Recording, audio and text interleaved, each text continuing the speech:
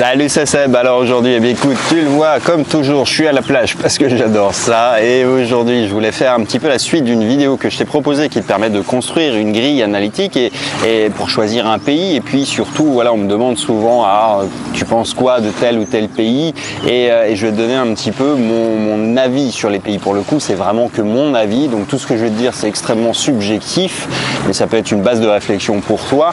Et c'est avant tout ça, en fait, c'est un petit retour d'expérience, mais encore une fois avec tout ce que ça comporte de subjectivité. C'est-à-dire que ce qui est important pour moi, elle est peut-être pas pour toi. Moi, j'ai pas d'enfant, je suis tout seul, donc évidemment, ce qui m'intéresse, ce qui fait les composantes de ma vie de tous les jours, c'est sans doute pas les mêmes que pour toi. Mais bref, ça peut quand même te servir. Donc, pour revenir un petit peu sur mon parcours, il faut savoir un truc, c'est que j'ai vécu 4 ans en Thaïlande, vraiment à temps plein. J'ai fait plusieurs villes en Thaïlande, j'étais à Hue Hin, j'étais à Bangkok, j'étais à Chiang Mai, enfin bref. Et ensuite, je suis parti au Cambodge. Je suis parti au Cambodge pendant 4 ans, donc je connais bien le Cambodge. Et quand je dis je suis parti au Cambodge, tu vois, j'ai continué à voyager, mais je veux dire, ma base principale, c'était le Cambodge, comme avant, c'était la Thaïlande. Et aujourd'hui, eh bien, je suis revenu en Thaïlande parce que, tu vois, il n'y a pas de choses qui sont figées. D'une part, il y a les pays qui évoluent. Le pays, c'est un pays jeune et qui bouge extrêmement vite. Il y a plein de choses qui se passent et qui, moi, voilà, me gavent un peu. Alors, c'est pas partout dans tout le pays, ça vaut que pour mon propre avis, encore une fois. Mais du coup, ça a expliqué que j'ai commencé à transitionner. Pourquoi je suis parti au Cambodge déjà? C'est que c'était plus facile pour les visas. C'est-à-dire, quand je suis arrivé en Thaïlande, c'était facile et puis ils ont commencé à complexifier les choses et puis j'étais pas d'accord puis sur certains trucs et bref, ça m'a saoulé, je suis parti. Et je suis arrivé au Cambodge en me disant, bon, je vais voir un peu si c'est bien ou pas. Et puis à cette époque-là, en fait, on pouvait avoir un visa très très facilement. C'est-à-dire, tu avais besoin de $300 à peu près, enfin 280 de mémoire. On te mettait un stamp d'un an, on t'emmerdait plus. Et ça, eh bien, c'est un peu la fin. C'est-à-dire qu'aujourd'hui, eh bien, il commence à basculer vers un système où effectivement, alors maintenant on va te demander d'avoir un employeur ou de faire des formalités qui montrent que, eh bien, tu as un visa professionnel qui t'autorise à rester un an, mais que du coup tu bosses ou etc. Donc c'est un peu en train d'évoluer. Et vu que ça évolue, on t'emmerde avec des papiers. Et moi, c'est pas que j'ai une phobie administrative, mais malgré tout, ça me saoule de passer beaucoup de temps avec ces trucs-là. Et donc, je vais toujours au plus simple, au plus efficace et au plus stable. C'est-à-dire que si ça change tous les 4 matins, ça va donc me fatiguer. Et puis voilà, donc un autre élément du Cambodge, enfin, qui a motivé mon départ aussi, c'est que le Cambodge change beaucoup. Il y a beaucoup d'implantations chinoises, c'est-à-dire que tu as des gros groupes qui sont arrivés à Phnom Penh, qui ont construit des quartiers entiers. En fait, l'immobilier à Phnom Penh, c'est de la folie. C'est-à-dire, déjà, c'est beaucoup plus cher qu'en Thaïlande. En Thaïlande, à Bangkok, tu vois un truc, même un condo neuf, alors je vais pas te dire, mais ça vaut dans les 3000, 3500 balles le mètre carré. Ce qui est pas très cher pour une capitale de la taille de Bangkok.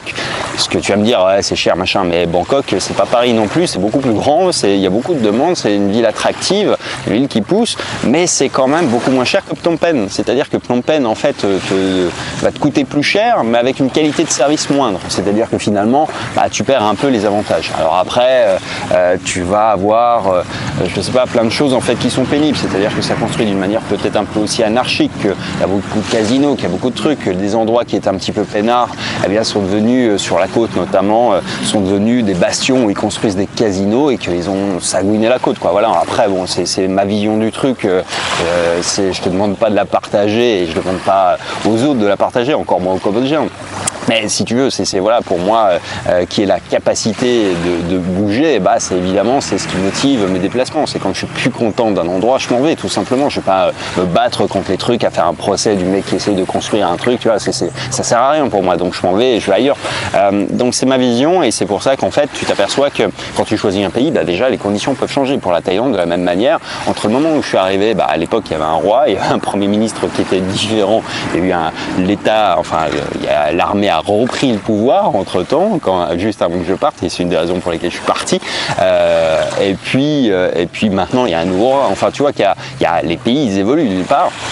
Le Cambodge, c'est pareil, il y a une croissance qui est importante, le pays bouge très vite aussi, et ça bouge beaucoup plus vite qu'en Europe. Il y a moins de règles aussi qui contraignent les développements, c'est-à-dire chez nous, tu fais des permis de construire des machins, des trucs, ça dure des siècles.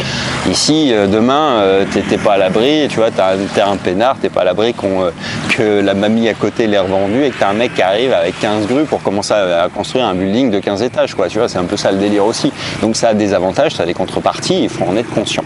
Après, pour raisonner sur des aspects qui moi sont importants pour moi. Encore une fois, il y a quand même, tu vois, le fait d'avoir des endroits comme ça, un peu la plage, etc. J'aime bien ça, quoi. J'aime bien avoir la verdure, j'aime bien ce côté nature, j'aime bien les grandes villes aussi, j'aime bien la campagne, mais à petite dose, quoi. Les grosses villes et la campagne à petite dose, mais j'aime bien les avoir aussi à proximité. Il y a les infrastructures qui sont importantes pour moi. J'aime bien et j'aime, vu que j'aime voyager et que je voyage beaucoup, il me faut des aéroports, il me faut des taxis, il me faut des trucs. Enfin, tu vois, j'ai pas envie de m'emmerder à acheter une voiture à chaque fois. Donc bref, il me faut des trucs qui soient simples. Encore une fois, c'est un choix de vie qui est le mien. Et puis ici, à vrai dire, tu vois, en Thaïlande, par exemple, tu as un confort qui est plus important. C'est-à-dire que finalement, c'est un pays qui est très touristique. Et c'est un avantage au moins certain, c'est que toutes les infrastructures, elles sont bâties et elles sont balisées. Tu vois, quand tu arrives au Cambodge, quand je suis arrivé la première fois au Cambodge, bon, tu voyais que c'était quand même la Thaïlande, mais 20 ans en arrière, quoi. Il y avait plein de choses qui manquaient, qui n'existaient pas. Il y a encore plein de choses qui manquent. Il y a la technologie qui rattrape certains aspects, mais tu vois, par exemple, les transports au Cambodge, c'est un problème. Toujours à l'heure actuelle, pour faire 200 bornes, tu te fais 4 heures, 5 heures de taxi. C'est un truc de fou. Ici, en Thaïlande, tu as des 2x3, 2x4 voies, des trucs qui sont vraiment, des infrastructures vraiment qui sont top. Tu as le métro à Bangkok, ici tu peux louer des scooters, des machins, des trucs, enfin tu vois, tu as tout vraiment qui est facilité. Au-delà de ça, ici, tu as... Quand tu prends un condo, par exemple, alors après, encore une fois, c'est un choix, il y a plein de gens qui disent les condos, c'est cher, c'est machin, ces trucs, ok, peu importe, mais les condos, en fait, ils sont mieux finis qu'ailleurs, c'est-à-dire que l'immobilier, ils ont plus l'habitude d'en faire depuis plus longtemps, donc quand tu arrives dans un truc, l'électricité est quand même vachement plus aux normes, en général, et je parle des condos, parce que après, tu as les vieilles baraques, c'est encore un autre problème, mais disons les condos, les grands immeubles neufs, les complexes dans lesquels tu me vois souvent évoluer dans mes vidéos, tout est plus neuf, tout est mieux fini, tout n'est pas forcément, alors c'est cher dans l'absolu, oui et non, mais c'est moins cher qu'au Cambodge par exemple, c'est moins cher qu'aux Philippines aussi, parce qu'il y en a moins, parce que ça débute juste, et donc du coup ils n'ont pas la même habitude. Après, dans les pays que j'ai fait beaucoup et que j'aime bien, moi, il y a la Malaisie. Mais la Malaisie, tu vois, c'est un pays que j'aime bien pour y rester quelques semaines, quelques jours. J'aime bien Kuala Lumpur pour plein de raisons, mais j'y vivrai pas. Et pourtant, c'est facile pour les visas d'une certaine manière. C'est-à-dire, tu peux arriver avec 90 jours, tu arrives à l'aéroport, on te donne 90 jours directement. Donc, tu vois, c'est simple. De la même manière, le Vietnam peut-être moins, mais parce que aussi, j'ai pas trouvé peut-être le bon endroit. Le Vietnam, j'adore y passer du temps. J'aime bien la bouffe, tu vois, il y a plein de choses que j'adore, il y a des choses que je supporte pas, c'est cette armada de scouts partout, et puis un petit peu le développement anarchique à certains endroits aussi sur la côte qu'ils ont. Mais après, voilà, je connais pas suffisamment bien, je vais pas te parler du Vietnam je l'ai pas parcouru en long, en large et en travers, donc j'en ai qu'une vision qui est un peu étriquée. Les Philippines, c'est intéressant, c'est bien sur certains aspects, notamment que les gens en général sont beaucoup plus anglophones, donc tu peux nouer plus facilement des relations avec les gens, tu peux avoir des vraies discussions plus facilement parce que tu as moins de barrières de la langue d'une part, et puis après, tu as les inconvénients pour moi qui sont importants, c'est que le net est dégueulasse, même aujourd'hui ils ont de la 4G qui plafonne à 1 ou 2 megs, donc c'est pas de la 4G quoi. Pour moi c'est trop limite pour bosser par exemple, c'est une galère pour uploader une vidéo, donc c'est chiant. Après les condos c'est pareil, enfin sauf à Manille, mais je veux dire les condos en général ils en font depuis moins longtemps qu'ici, donc c'est moins bien, ou alors c'est aussi bien mais plus cher, et puis c'est moins safe d'un point de vue climatique. Il y a des grosses saisons des typhons, tu regardes tous les ans, et c'est pas des accidents de la nature, je veux dire c'est la saison qui est comme ça, c'est vraiment c'est régulier, c'est normal, ça fait partie du cycle, et ici on n'a pas ça, tu vois. En Thaïlande par exemple, le climat il est quand même beaucoup plus cool, sur le golfe de Thaïlande du moins, dans le nord aussi, c'est des climats qui sont stables, qui sont vachement prédictibles quoi. Ici tu vois, tu peux passer ton année en short sans que ce soit un problème. Au Vietnam, entre le nord et le sud, tu peux pas le faire quoi, par exemple, parce que ça descend plus bas, donc tu vois, pour moi la météo c'est important aussi.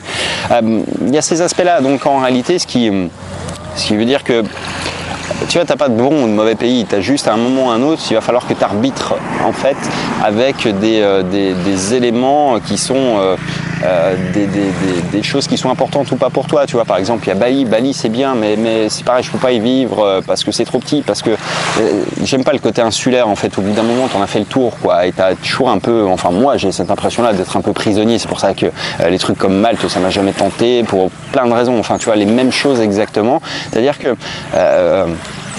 tes critères, c'est pas les miens, quoi, mais les miens, en fait, ils font que ça a effectivement éliminé, et factuellement, il reste moins de pays. Après, tu as plein de pays qui se valent d'un point de vue, quand tu les regardes comme ça, tu dis entre le Vietnam, le Cambodge, la Thaïlande, tout est collé, c'est à peu près pareil. Ouais, non, c'est pas pareil, les cultures sont différentes, les pays ont évolué selon des rythmes différents, avec des systèmes politiques différents, avec une histoire propre qui est différente, la mentalité des gens est différente, le développement économique est différent, et puis surtout, il va pas au même rythme. Donc même si tout est voisin, frontalier, même s'ils ont partagé pendant des siècles une histoire commune, l'histoire moderne récente des 50 dernières années, 60 dernières années, allez, disons depuis la Seconde Guerre mondiale, quoi, ça a évolué d'une manière très très disparate suivant les pays, quoi. Et donc le Vietnam, enfin tu connais l'histoire un peu du Vietnam, donc voilà, t'as le Laos qui a été pareil, un peu un parent pauvre de cette guerre aussi, le Cambodge avec tout ce qui leur a tombé sur la tête, et puis la Thaïlande qui est restée toujours un peu très stable. Finalement, la Thaïlande a été épargnée par beaucoup de choses, et donc c'est vrai qu'ils ont une mentalité qui est sans doute plus légère aussi avec ça. Ils n'ont pas forcément, tu vois, de gros conflits du passé à régler, ils n'ont pas forcément cette vision-là, quoi. Donc c'est vraiment un pays qui est un peu à part, et lequel je recommanderais. Alors pour démarrer une expatriation, moi je prendrais le plus simple, tu vois, celui où tout est balisé. C'est vrai que la Thaïlande, tout est balisé. C'est-à-dire quand tu arrives, tu as un aéroport international, tu vas pas te dépayser, tu vas dire, c'est vrai que c'est un aéroport international où ça a de la gueule, quoi. Quand tu arrives en ville, tu dis, c'est pas une petite ville où tu vois, tu as vraiment un truc où quand tu arrives, tu fais waouh, effectivement ça buzz quand même ici, il y a les autoroutes qui chevauchent, il y a plein de choses, donc ça c'est simple. Et puis après tout est simple pour nous parce que tout est balisé, parce qu'il y a plus de 30 millions de touristes par an, donc ça veut dire tu vas facilement trouver un hôtel, tu vas facilement trouver un appartement, tu peux louer un appart dans l'après-midi, tu vois, tout est vraiment simple, beaucoup plus simple ici qu'ailleurs, je pense. Exception faite peut-être du visa, mais ça encore une fois c'est un truc qui s'arrange. Alors il y a des méthodes, moi j'en ai utilisé plein, donc je les connais toutes, et j'en parlerai lors d'un webinaire d'ailleurs sur cette partie-là, mais hormis cette partie-là, franchement tout est simple en Thaïlande, c'est-à-dire que si tu élimines tout le reste, tu as les hôpitaux, tu as la santé, tu as le soleil, tu as le climat qui est stable, tu as le système politique qui est ce qu'il est, mais il est stable.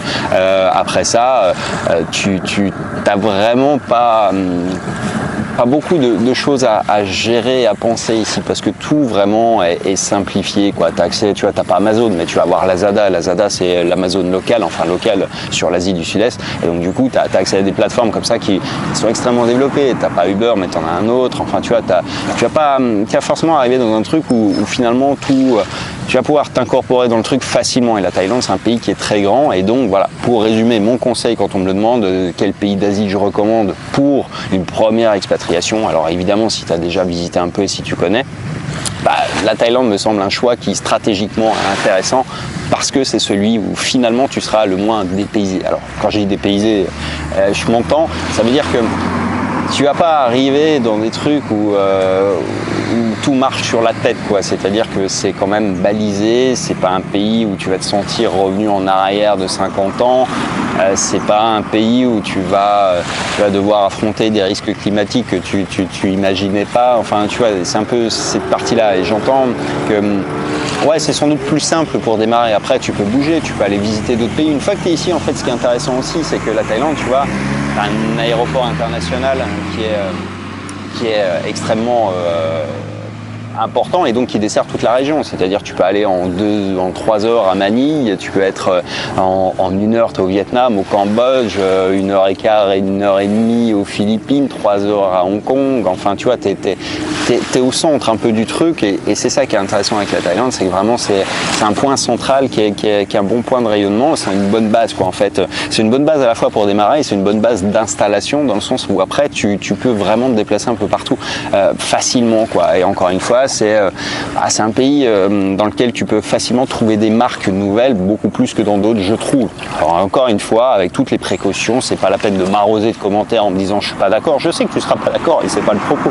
C'est encore une fois, c'est mon avis, c'est que mon avis, et c'est mon retour d'expérience. Donc Donc évidemment qu'on n'a pas tous le même ressenti, le même truc, mais pour moi, voilà, c'est un peu ça la conclusion, c'est quand on me demande tu commencerais par où? Par le Cambodge ou la Thaïlande? Non, la Thaïlande, le Cambodge, j'adore le Cambodge sur certains aspects, mais pour une première expatriation, tu tombes de haut, quoi. T'es plus dans le même monde. C'est ça en fait le truc, c'est que il y a des choses qui sont qui vont ouais, non, il y a la pauvreté, il y a plein de trucs qui vont te sauter un peu aux yeux, quoi. Donc c'est pas tout à fait pareil, quoi. Mais bref, voilà pour cette vidéo en tout cas. Eh bien écoute, si ça t'intéresse, j'ai également une communication qui s'appelle la carte postale avec c'est une communauté, en fait ma communauté, dans laquelle je partage un petit peu par email mes différentes un petit peu les aspects de ma vie, les trucs que je raconte pas forcément ici, tu vois, des petits hacks, des petits trucs, enfin bref, si ça t'intéresse, tu auras un lien dans la description qui te permet de t'y inscrire et je te dis à très bientôt. Ciao.